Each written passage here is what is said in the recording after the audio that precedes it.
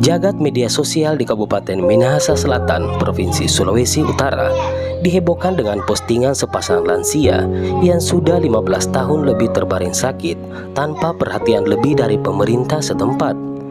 Ditemui reporter TVRI di kediamannya di Kelurahan Ranomea, lingkungan 9, Kecamatan Amuran Timur. Sepasang pasutri bernama lengkap Oprin Palempung, usia 50 tahun, dan istrinya Yuliana Muguan, 59 tahun, hanya memiliki satu putra dan cucu semata wayang.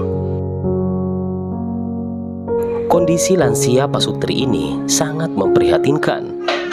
Sang suami sudah tak bisa berjalan dan hanya bisa duduk sejenak dan berbaring di tempat tidur akibat penyakit komplikasi yang dideritanya sejak 15 tahun silam hingga kini.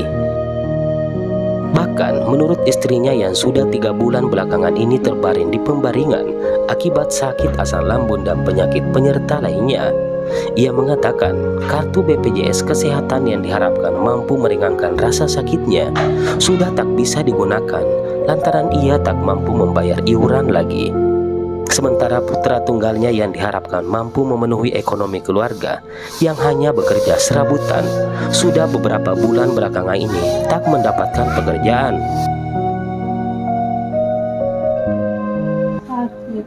Masih sakit, Mak? Iya. Oh Pak, seberapa lama ini Pak sakit begini? Kalau dari awal mulainya 33 tahun.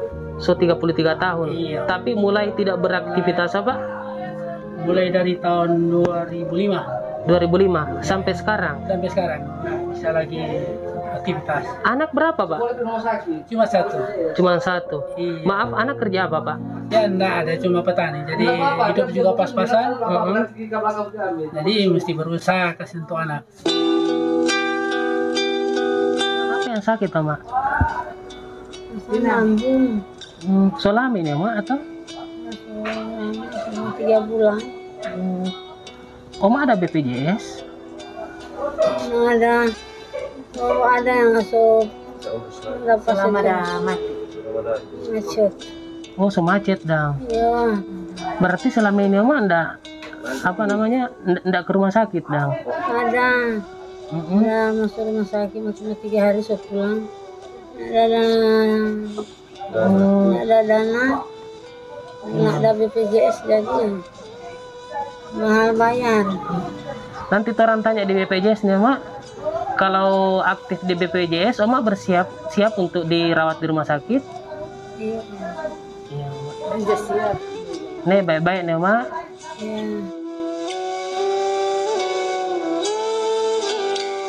Pihak BPJS Kesehatan setempat yang dikonfirmasi mengenai kartu BPJS kedua lansia tersebut apakah masih aktif atau tidak, alhamdulillah mendapat titik terang.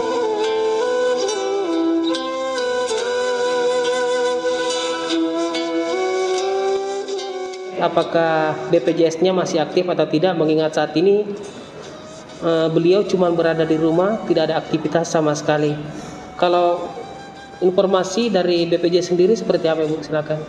Ya, baik, terima kasih. Kalau dari kami BPJS Kesehatan, kebetulan saya juga sempat dengar dari media sosial, dari teman-teman juga ada yang lagi viral terkait yang tadi Bapak sampaikan, dia sakit terus hanya di rumah. Nah, kami ada dapat data dari Dinas Kesehatan, mereka inisiatif untuk mengecek, karena kan kalau harus memastikan aktif atau tidak kami butuh datanya. Nah, kebetulan dari Dinas Kesehatan hari ini tadi pagi menyampaikan data yang bersangkutan dan kami sudah melakukan pengecekan yang bersangkutan suami istri aktif di bantuan pemerintah daerah. Jadi iurannya dibayarkan melalui APBD. Jadi sebenarnya kalau data kepesertaannya aktif, artinya dia kalau sesuai ketentuan berhak atas pelayanan kesehatan. Bu, kalau bisa tahu untuk pelayanan kesehatan yang bersangkutan ini Bu, dokter pribadi, rumah sakit atau terserah mereka yang mau tuju Bu? Untuk pelayanan kesehatan yang dijamin JKN itu mulai dari tingkat pertama sampai tingkat lanjutan. Dalam kondisi darurat malah bisa langsung ke UGD. Jadi dijamin kecuali ada hal-hal tertentu yang diatur di Perpres untuk pelayanan tertentu yang tidak dijamin. Tapi selama sesuai ketentuan, dia dijamin dari tingkat pertama sampai tingkat lanjutan. Ibu, kalau melihat kondisi penyakitnya, Bu, apakah ada untuk penambahan iuran itu atau seperti apa, Bu ya? Sorry Pak, kalau maksudnya saya tidak lihat langsung kondisinya Pak, jadi saya tidak bisa komentar untuk kondisi sakitnya. Dan kewenangan untuk menilai diagnosa pasien ataupun penyakitnya itu adalah ranahnya medis. Kami BPJS Kesehatan di sini hanya selaku penjamin saja Pak. Oke. Ibu, terakhir Bu, mungkin ada masukan Ibu atau himbauan kepada masyarakat luas Bu yang mungkin tercover saat ini dengan BPJS tapi mereka tidak mengetahui, akhirnya tidak digunakan BPJS-nya secara maksimal Ibu. Mohon Bu informasinya terus himbauannya supaya semua bisa sehat dan terjaga Ibu. Ya, jadi kami selalu sampaikan ke masyarakat baik melalui media. Di BPJS kan kami punya media resmi Pak. Ada Facebook, ada Instagram, ada Twitter. Nah, di situ pun ada publikasi-publikasi selain yang kami pasang di media luar ruang. Ada banner, ada spanduk, ada baliho. Nah, itu informasi yang bisa dimanfaatkan oleh masyarakat.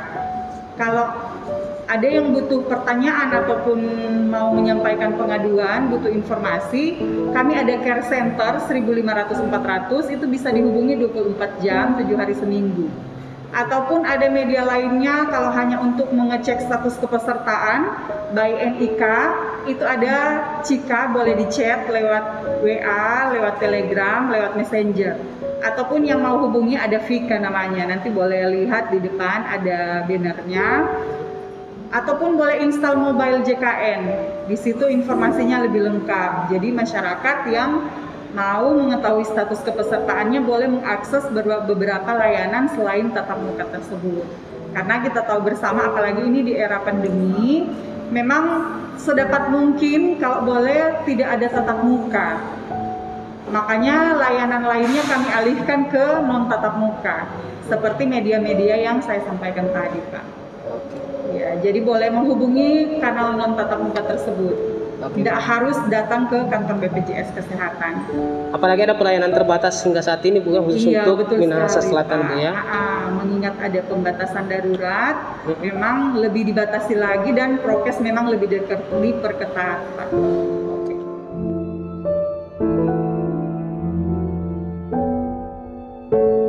Sebelumnya, pemerintah setempat yang diharapkan menjadi wadah atau jembatan pemberi solusi, bantuannya tidak begitu maksimal. Padahal jarak kantor lurah dan rumah sepasang lansia yang sakit tersebut bisa dikatakan jaraknya hanya selemparan batu. Apalagi kantor bupati sebagai pusat pemerintahan hanya berjarak sekitar 2 km. Lurah setempat saat ditemui yang sedang berada di kantor camat mengaku dirinya sudah mengunjungi kedua lansia tersebut dan turut empati. Bahkan dikatakan sudah diberikan kursi roda dan bantuan sembako. Namun disayangkan, kedua warganya yang sudah bertahun-tahun sakit dan hidup penuh keterbatasan ekonomi ini, bahkan kebutuhan hariannya hanya terkadang dibantu para tetangga. Tidak terdata program Keluarga Harapan atau PKH yang sejatinya masuk dalam prioritas Kementerian Sosial atau Kemensos sebagai keluarga miskin yang ditetapkan sebagai keluarga penerima manfaat. Dikutip dari laman Kementerian Sosial pada 2021 ini, Kemensos menargetkan bantuan tunai PKH menjangkau 10 juta keluarga penerima manfaat dengan total anggaran 28,71 triliun rupiah, di mana penyaluran bantuan ini setiap 3 bulan sekali dalam 4 tahap.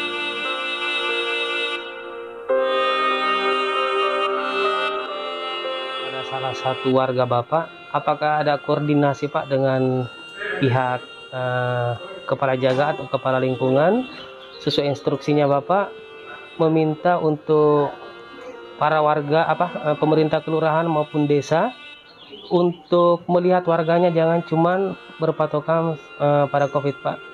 Seperti apa Pak?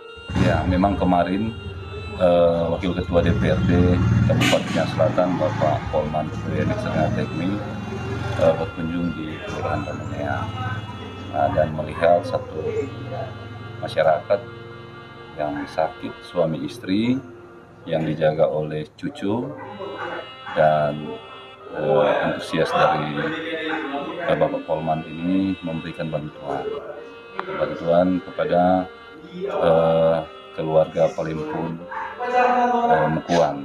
Nah, memang kami juga pemerintah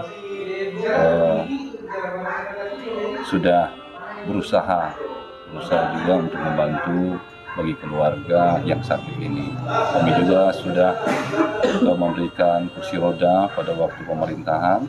Pemerintah memberikan kursi roda, bahkan ada juga bantuan-bantuan yang berupa sembako juga sudah diberikan. Tetapi indahnya juga kalau keluarga juga ini bisa menjadi salah satu penerima PKH. Nah, tetapi kami juga selalu mengusulkan nama dari keluarga ini, tetapi barangkali sampai saat ini masih menunggu.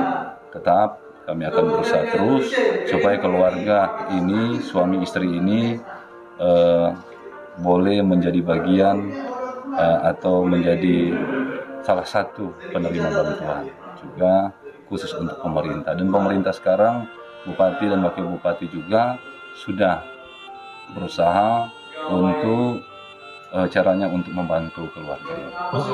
Jadi, Pak, mengingat sekarang Pak era digital Pak, kecepatan komunikasi atau interaksi antar masyarakat itu cepat Pak.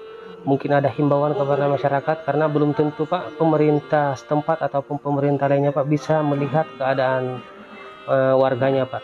Apakah mungkin ada antisipasinya atau berharap kepada warga untuk diinformasikan apabila ada yang perlu bantuan dan itu sesuai mekanisme Pak? Silakan Pak.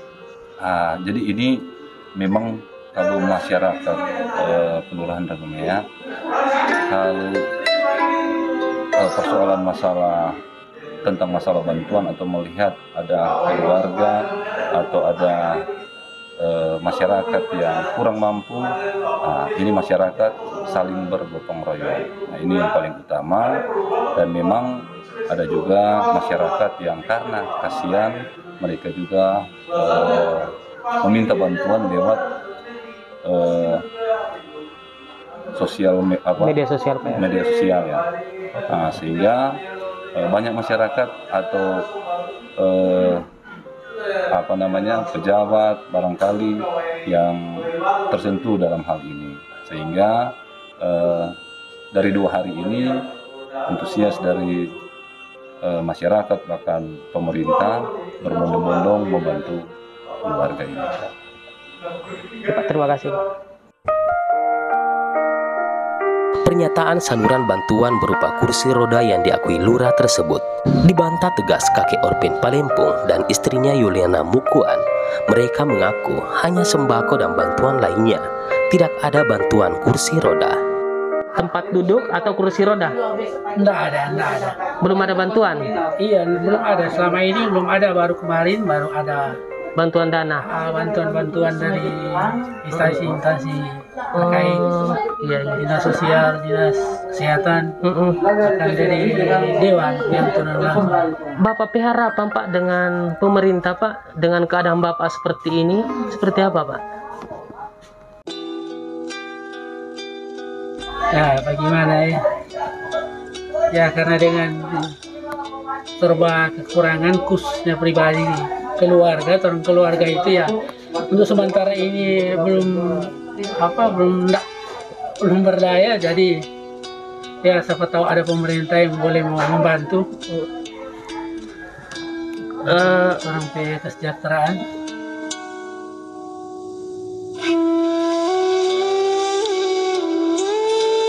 Iya Pak, amin Pak, mudah-mudahan Pak. Tuhan tidak tidur Pak. Kalau bantuan dari pemerintah sendiri mah ada? Lurah. Lurah atau kepala atau siapa ada Mak? Dari dinas. Dari dinas. Iya, dinas. Pak, kalau boleh tahu Pak, penyakitnya Bapak ini dari awalnya apa Pak? Ya memang asam urat. Asam urat. Terus Pak? Jadi ya terus kemudian sekitaran 15 tahunan baru dia timbul benjolan-benjolan sampai sekarang. Berarti sejak 2005 so ndak berjalan ya Pak? 2005 ya sudah mulai kurang tuh aktivitas.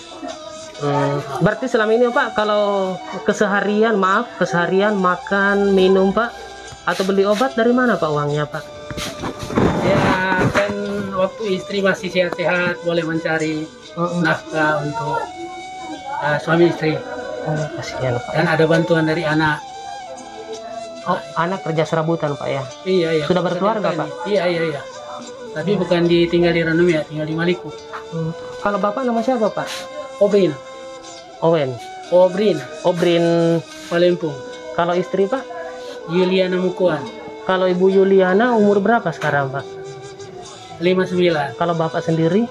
58. 58.